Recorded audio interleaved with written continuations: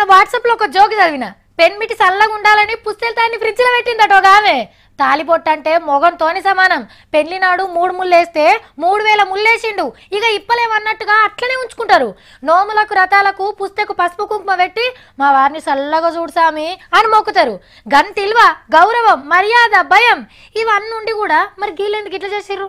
జోగులాంబ జిల్లాల ఆడోళ్ళంతా జాగారం చేసిండ్రు. రాత్రి పుస్తెల తాళ్ళు తీసి దేవుని ముంగట పెట్టి దేవుడా నా పెన్మిటికి ఏం కాకుండా చూడు సామి అని మొక్కుకున్నారు.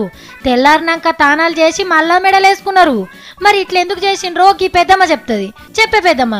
కర్ణాటక నుంచి పుస్తబొట్లు తీసేయాలా, మొగలు చనిపోతారని తీసేయమని ఇల్లు తిరిగి లేపి తీసేసినారు. గదన్నట్టు అస్సలు ముచ్చట. కర్ణాటక రాష్ట్రంలో పుస్తెల తాడుకుండే ఎర్ర పగడం నల్ల పగడం ముచ్చట పెడుతున్నాయి.